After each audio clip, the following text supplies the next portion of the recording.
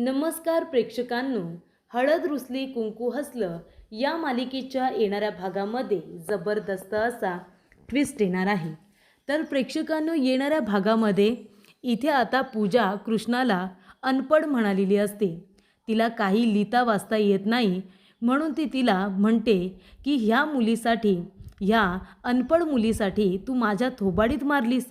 तेव्हा ही गोष्ट त्याच्या खूपच जास्त दुष्यंतच्या जिव्हारी लागलेली असते आणि म्हणून प्रेक्षकांनो, दुष्यंतने एक महत्त्वाचा निर्णय घेतलेला असतो.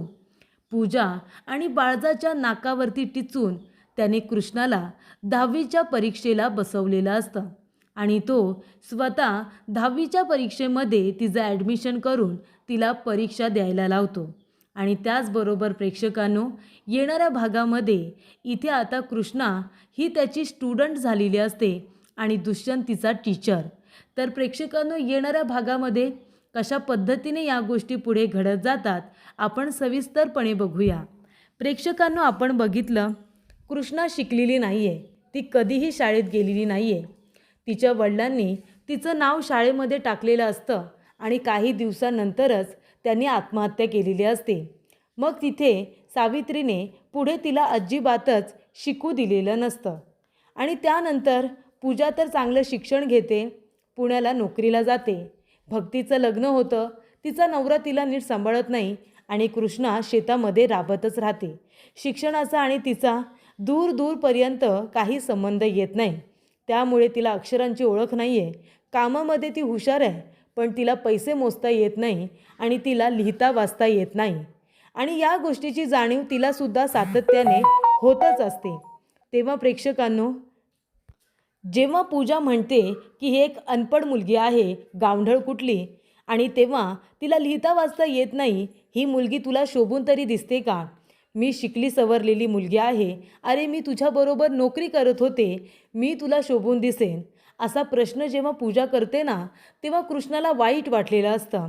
कारण कृष्णाने पूजाच्या आजारपणाचा जो काही तिने खोटाडेपणा केलेला असतो तो डॉक्टरांसहित तिने सगळ्यांच्या समोर आणलेला असतो. आणि त्याचबरोबर दुष्यंत हा तिचा नवरा आहे आणि त्याच्या आजूबाजूला सुद्धा फिरकायचं नाही असं कृष्णा पूजाला म्हणालेली असते. तेव्हा पूजा अजून खोटाडेपणा करते हे तिला कळल्यानंतर कृष्णा सगळ्यांच्या समोर तिच्या जोरदार थोबाडीत देते आणि इथे दुष्यंतवरती बायकोचा अधिकार गाजवते. तेव्हा पूजा म्हणत असते की दुष्यंत, यावरती तुला खरंच काही बोलायचं नाही आहे? ह्या अशा मुलीवरती तुझं प्रेम आहे आणि हिच्यासाठी तू मला नाकारतोयस? तेव्हा दुष्यंत म्हणतो, मग काय झालं? काय कमी आहे तिच्याकडे?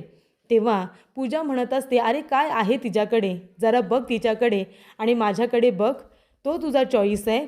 तिला लिहिता वाचता तरी येतं का? अरे दुष्यंत, सरकार ती तुला म्हणते, तुझं नाव तरी तिला लिहिता येतं का? तिला आकडेमोडसुद्धा येत नाही. तिला पैसे किती आहेत ते कळत नाही. ती सरळ पॉकेट काढून रिक्षावाल्याच्या हातामध्ये देते आणि म्हणते, किती पैसे झाले ते काढून घ्या आणि सुट्टे पैसे मला परत द्या. ही अशी मुलगी तुला बायको म्हणून आवडली आणि हिच्यासाठी तू मला नाकारतोयस? हे विसरू नकोस, पुण्यामध्ये मी तुझ्या बरोबरीने नोकरी करत होते. तेव्हा दुष्यंत म्हणत असतो की ठीक आहे ना, तिला नाही शिकवलं तुझ्या आईने. तुझ्या आईने जसं तुला शिकवलं तसं तिला शिकवलं असतं ना, तर तिलासुद्धा इथे लिहिता वाचता अगदी व्यवस्थित आलं असतं. कृष्णा शेतीमध्ये इतकी हुशार आहे, प्राण्यांना हात लावल्यानंतर तिला कळतं की प्राण्याला काय त्रास होतो आहे, त्याला का भूक लागत नाही आहे, तो काय इथे खात नाही आहे, हे सगळं तिला प्राण्याला हात लावल्या कळतं. अगं, एक पद्धतीची ती डॉक्टरच आहे जणू प्राण्यांची.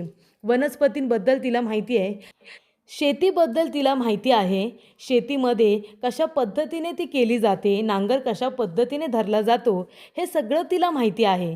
मग जर तुझ्या आईने तिला शाळेत जाऊ दिलं असतं ना, तर ती चांगली शिकलीसुद्धा असती, तुझ्यापेक्षा जास्त हुशार असते मी तर म्हणतो. आणि त्यामध्ये सुद्धा जाऊ दे, शिक्षण नसलं म्हणून काय झालं, पण इथे लॉयलिटी काय असते ना, हे कृष्णाला बरोबर माहिती आहे. एखाद्या माणसाचा ती कधीही विश्वासघात करत नाही.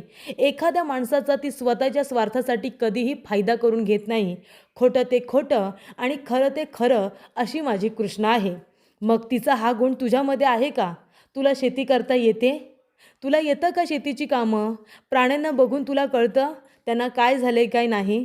मग जर तू शिकली सवरलेली असून तुला ही गोष्ट करता येत नाही, तसंच तिला फक्त आकडेमोड जमत नाही, लिहिता वाचता येत नाही, पण बाकीच्या सगळ्या गोष्टी तर ती करतेच ना. जर इथे सगळ्या गोष्टी बंद झाल्या तर शेतामध्ये काम करून ती स्वतःचं आणि तिच्या कुटुंबाचं पोट भरू शकते. तुला ती कामं जमणार आहेत का? तेव्हा तुम्हाला माझ्या कृष्णाचा कमीपणा सांगू नकोस. माझी कृष्णा सर्वश्रेष्ठ आहे. पण तरीसुद्धा ह्या गोष्टी घडल्यानंतर पूजा म्हणत असते, दुष्यंत सरकार, पूजा जे काही बोलली ते बरोबरच आहे ना हो. मी अनपडच आहे, गवार आहे मी. मला कुठं काय येतं? मी तुम्हाला शोभून नाही दिसत. तुम्ही एवढे शिकलेले, तुम्ही इतके चांगले चांगले कामं करता आणि मी काय, मी फक्त शेतीच करते. तेव्हा दुष्यंत म्हणत असतो, अगं शिक्षण माहिती आहे, शिक्षण महत्त्वाचं आहे, नाही असं नाही, पण तुझ्याकडे शिक्षण नाही आहे म्हणून तुला कुठे अडचण तर येत नाही. शिकली सवरलेली लोकं अन्याय सहन करतात, अन्यायाच्या विरोधामध्ये बोलत नाही, पण तू अन्याय सहन करत नाहीसच, पण कुणावरती अन्याय होऊसुद्धा देत नाही. तुझ्यासारखी माणसं खूप कमी आहेत कृष्णा. तेव्हा कृष्णा म्हणत असते, तरी बी पूजा जे काही बोलली ते बरोबरच बोलली. मला काहीसुद्धा येत नाही. मला तुमचं नावसुद्धा लिहिता येत नाही. मला जर तुमचं नाव माझ्या हातावरती लिहायचं असेल तर ते आलं पाहिजे ना. तेव्हा दुष्यंत म्हणतो, मग मी शिकवतो ना तुला. तेव्हा कृष्ण म्हणते, खरंच तुम्ही मला शिकवाल? तेव्हा दुष्यंत म्हणतो, हो, तुझी शिकायची तयारी आहे ना, मग मी तुला शिकवायलासुद्धा तयार आहे. कृष्णा एक काम कर, तू आता आहे ना परीक्षा द्यायला सुरुवात कर. तेव्हा कृष्ण म्हणते, हे काय बोलताय तुम्ही दुष्यंत सरकार, आता मी परीक्षा द्यायची? तेव्हा दुष्यंत म्हणतो, हो, मग काय झालं तू परीक्षा दिलीस तर?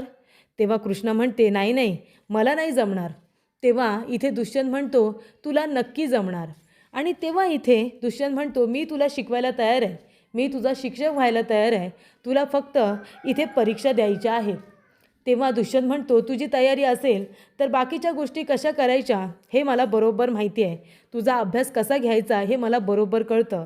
तेव्हा इथे आता कृष्णा नाही म्हणत असते की मला नाही जमणार, ह्या वयेमध्ये मी शाळेत जायचं का? नाही नाही, मला लाज वाटते. तेव्हा दुष्यंत म्हणतो, तुला लाजायची अजिबात गरज नाही आहे आणि शिक्षणासाठी कुणी लाजतं का? हे बघ कृष्णा, तू मला प्रॉमिस कर की तू माझ्यासाठी 10वीच्या बोर्डची एक्झाम देशील, कर मला प्रॉमिस. तेव्हा कृष्णा नाहीच म्हणत असते, पण इथे दुष्यंत आता एक चांगला जबाबदार नवरा म्हणून हट्ट करतो आणि म्हणतो की तुला मला वचन द्यावंच लागेल. जर तू मला वचन देत नाही ना की तू बोर्डाच्या एक्झामला बसशील, तोपर्यंत मी अन्न पाणी खाणार नाही. त्या पूजाला मी दाखवून देणार आहे, तिच्या शिक्षणाचा तिला खूप माज आहे ना. माझी बायको शेतीमध्ये सुद्धा हुशार आहे आणि शिक्षणामध्ये सुद्धा तुझ्यापेक्षा हुशार आहे, हे मला तिला दाखवून द्यायचं आहे. आणि तुला आता तुझ्या नवऱ्याला सपोर्ट करावा लागणार आहे. तुला वाटतं ना की तू शिकलेली नाही आहेस म्हणून तुला वाईट वाटतं ना, मग आता तू शिकायचं. तेव्हा कृष्णा आता दुष्यंतला प्रॉमिस करते, कारण तो अन्नपाणी सोडायला तयार झालेला असतो. तेव्हा दुष्यंत म्हणतो की ठीक आहे, सकाळी लवकर उठून आपण अभ्यास करायचा, पुन्हा आपण संध्याकाळी अभ्यास करायचा आणि दुपारी जेव्हा जेव्हा तुला मला वेळ भेटेल तेव्हा तेव्हा प्रॅक्टिस करत राहायचं, ठीक आहे ना. तेव्हा कृष्णा म्हणते ठीक आहे. तेव्हा इथे दुष्यंतने अगदी आईपासून सुरुवात केलेली असते. आता कृष्ण मोठे असल्यामुळे तो जे काही तिला शिकवत असतो त्या सगळ्या गोष्टी तिला पटापट कळत असतात. तेव्हा अक्षरांची ओळख तिला समजते, स्वर, व्यंजनं, बाराखडी, त्याचबरोबर 1 ते 10 अंक, त्याचबरोबर 11 ते 100 अंक, अक्षरांची ओळख, अंकांची ओळख, इथपर्यंत सगळ्या गोष्टी आता तिला शिकवलेल्या असतात. तेव्हा प्रेक्षकांनो, इथे आता हळूहळू त्याने सुरुवात केलेली असते. तो मराठी शाळेमध्ये जाऊन कृष्णाबद्दल बोलतो आणि त्यानंतर अगदी 1ली, 2री, 4थी याच्या सगळ्या परीक्षा तो एकदाच घ्यायला सांगतो की तुम्ही फक्त चेक करा ती बरोबर पेपर देते की नाही. आणि त्यानंतर त्या परीक्षासुद्धा तिने दिलेल्या असतात. तेव्हा प्रेक्षकांनो, तिला चांगले मार्क्स पडलेले असतात, म्हणजे ती पास होऊ शकते हे त्याला बरोबर समजलेलं असतं. तेव्हा तो म्हणतो की आता आपल्याला 5वी ते 7वीपर्यंतची एक्झाम द्यायची आहे. त्याची ओळख असल्यामुळे इथे शिक्षकांनी सुद्धा त्याला सपोर्ट केलेलं असतं की तुम्हाला जी मदत लागेल ती आम्ही करायला तयार आहोत. तेव्हा अक्षरांची ओळख आणि त्याचबरोबर गणितामध्ये सुद्धा दुष्यंत खूपच जास्त हुशार असल्यामुळे त्याने एक एक कन्सेप्ट तिथे कृष्णाची क्लिअर करून घेतलेली असते. आणि त्या एका महिनाभरामध्ये त्याने असं काही तिला तयार केलेलं असतं की ती पूर्णपणे संपूर्ण अक्षरं वगैरे ओळखत असते आणि प्रश्न वाचल्यानंतर त्याचं काय बरं उत्तर लिहावं इथपर्यंत तिला सगळं काही कळत असतं. कृष्णा खूपच हुशार असल्यामुळे तिला शिकवतानासुद्धा त्याला कुठल्याही अडचणी आल्या नाही. आणि तेव्हा इथे आता 10वीच्या एक्झामच्या वेळेला तो म्हणतो की आपण फॉर्म भरायचा. पास झालीस तर चांगलीच गोष्ट आहे, पण जरी पण फेल झालीस ना तरी आपण प्रयत्न करतच राहायचे. त्यानंतर आपण उरलेल्या एक्झामसुद्धा देऊ. तेव्हा इथे 10वीच्या बोर्डच्या एक्झाम येणार असतात. तेव्हा कृष्णाचा फॉर्म त्याने भरलेला असतो आणि तो म्हणतो की तुला माझ्यासाठी 10वीच्या बोर्डची एक्झाम द्यायची आहे. जे व्हायचं ते होऊ दे, आपण निदान प्रयत्न तर करूया. आणि त्याने कृष्णाचा आता अभ्यास घ्यायला सुरुवात केलेली असते. सगळ्या कन्सेप्ट तो तिच्या आता क्लिअर करत जात असतो. थेरीचे विषय कसे सोडवायचे, कशा पद्धतीने वाचन करायचं, सकाळी उठून कसा अभ्यास करायचा, संध्याकाळी झोपायच्या आधी कसं वाचन करायचं, इथपर्यंत त्याने सगळ्या ट्रिक तिला शिकवलेल्या असतात. आणि तेव्हा त्याचा असा काही फायदा होतो प्रेक्षकांनो की इथे कृष्णा 10वीच्या बोर्डची एक्झामची तयारी अगदी खूपच जास्त छान पद्धतीने करते. स्वतःसुद्धा एफर्ट्स देते. दिवस रात्र ती इथे अभ्यासच करत असते. तेव्हा बाळजाला राग येत असतो. बाळजा तिला मध्ये मध्ये डिस्टर्ब करण्याचा प्रयत्न करत असते. पण इथे दुष्यंतने बाळजाला सांगितलेलं असतं की आई, आता इथे 1-1.5 महिना तू काहीसुद्धा बोलायचं नाही. फक्त इथे कृष्णाला अभ्यासाकडे लक्ष देऊ दे. त्यानंतर तिला कामं करायचीच आहेत. फक्त 1.5 महिना तू काही बोलू नकोस. आणि इथे आता त्याने जानेवारीच्या लास्ट इथे आठवड्यामध्ये सुरुवात केलेली असते. तो पूर्ण आता तो महिना तो आता एक्झामसाठी घेणार असतो. त्यानंतर जसे जसे एक्झाम येतील, जसे जसे पेपर होतील, त्याच्यामध्ये एक पेपर झाल्यानंतर 2 दिवस सुट्टी असते किंवा एखाद दुसरी सुट्टी असते. त्याच्यामध्ये तो तिचा असा अभ्यास करून घेतो की प्रत्येक पेपरला जाताना कृष्णा कॉन्फिडंटली जाते आणि आपला पेपर देत असते. ही गोष्ट पूजाला समजते.